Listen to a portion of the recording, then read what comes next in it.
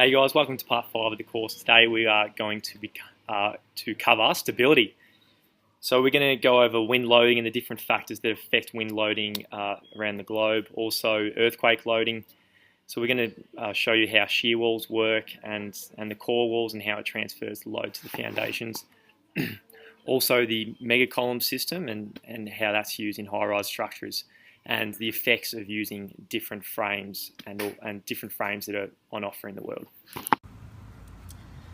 So the first thing you need to know in determining the wind load on the building is choose the frequency of the storm. So it might be a 1 in 100 year wind for ultimate limit state and 1 in 25 year wind for serviceability limit state, for example. So the kind of factors that are going to affect the wind loading is the topography, so the terrain around the building, also the proximity to shore. The closer you are to the ocean, the larger the wind. Surrounding buildings, so we've got big buildings around, it's going to block the wind, and most importantly the height of the building. So as the building gets taller, the velocity of the wind will increase, and as we've mentioned, the pressure is the square of the velocity. So as the building gets taller, the wind load starts to govern more than earthquake load. So for smaller buildings, earthquake load might govern the design, whereas for bigger buildings, almost always it's going to be your wind loading. So what we have here is the wind as it approaches the building and hits the windward wall. We have a positive pressure, and then it goes next to the building around, and then we have suction on the end of the building. So in addition to this, we're going to have a suction pressure inside the building. So if we're determining the wind forces on this direction of the wall, we're going to have the windward plus this positive on the inside of the building. So this positive pressure will not exist if there's openings in the building. So if it's enclosed, then we have this positive pressure. If it is open, then that doesn't exist, and we just have the pressure on the windward wall. So earthquakes have been around forever, but we've only just started to design for them in the last 30 or 40 years. So buildings before this were not necessarily designed for earthquakes. So the Earth's crust floats over a core of molten rock, and some of its parts have a tendency to move with respect to one another. So this movement causes stresses in the crust, which may break out along the fractures, called faults. So this slides below the building, causing base shears on the bottom of the building and putting lateral loads on our building. So as the building gets taller, the accelerations start to become more and more of a problem. So accelerations being from wind gusts or dynamic loads. So in order to reduce the oscillations of the building is to install the damper tank. So here we show that as the building sways in one direction, the damper tank counteracts this sway by putting its weight on the other side. So the accelerations of the building are decreased.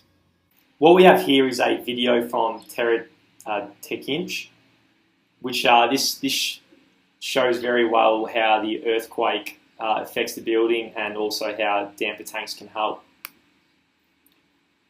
So what's different to wind loading is when an earthquake hits, the whole building slides as a whole.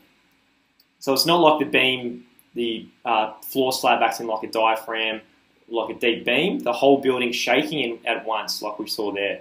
And the damper tank reduces the accelerations a great deal compared to a building without damper tanks. So here we show different stability systems to combat these lateral loads.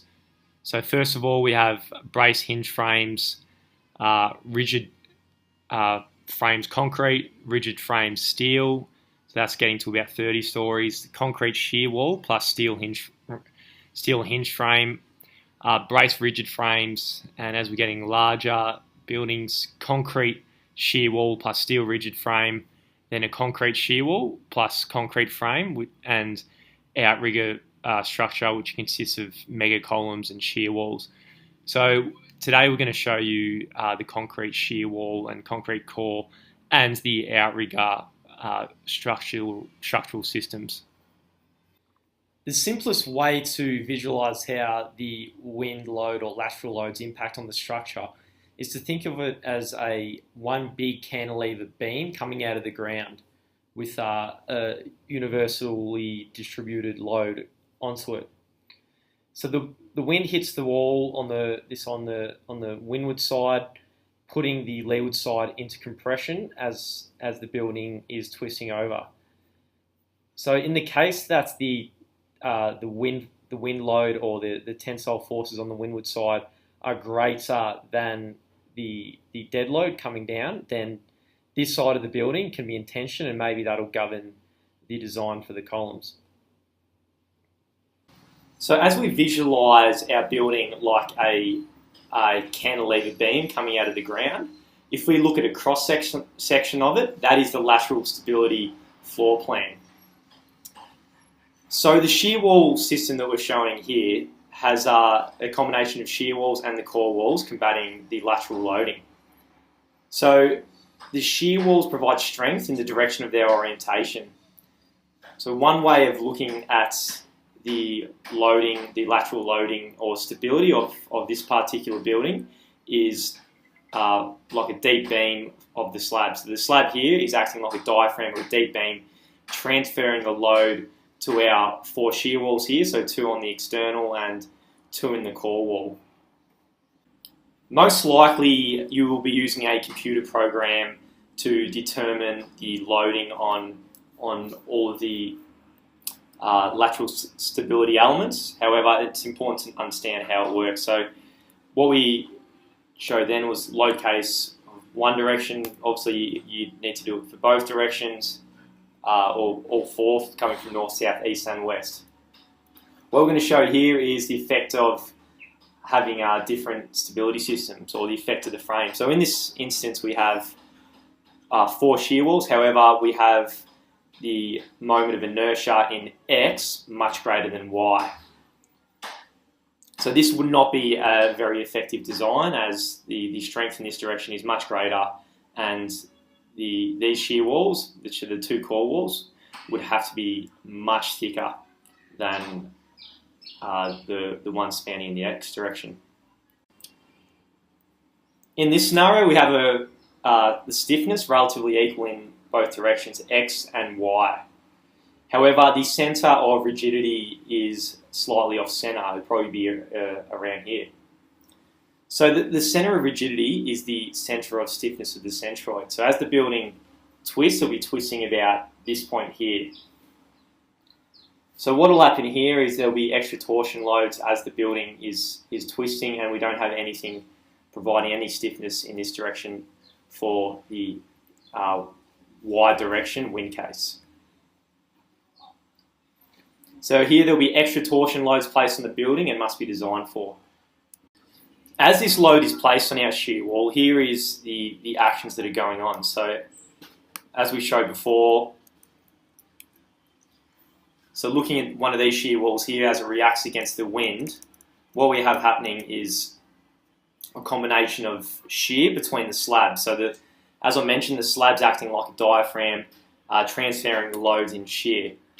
So we have a connection here between the slab and the shear panel. So we're going to have dowels coming through here, which must be designed for. On this side here, so this might be, say, if we're at the bottom of the building, there'll be onto potentially piles.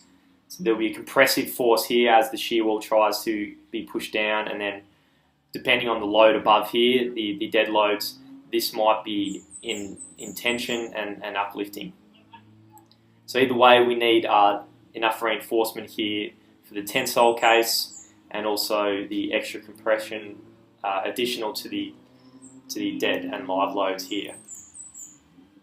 Next, we have the outrigger system for the Y direction wind case again. What this consists of is outrigger walls, which are connected to the concrete core, and then also connected to mega columns. So these mega columns are providing the support for gravity loads, but also the lateral loads. So the way this system works is when the lateral load hits and like through the slab and then acting like a diaphragm, which connects then to the outrigger walls here, and the concrete engages the concrete core. Again, similar situation. The walls, the columns on this side are going to be in compression, taking the load, and depending on the dead loads, these mega columns may be in tension. This is becoming more common as it is the most effective solution as buildings get taller, up around that 80, 90, 100 or greater story range. I hope that gives you a better understanding of stability before you get into your design packages. What we've covered today is wind loads and earthquake loads and how they interact with the building. Also damper tanks and how they minimise the acceleration.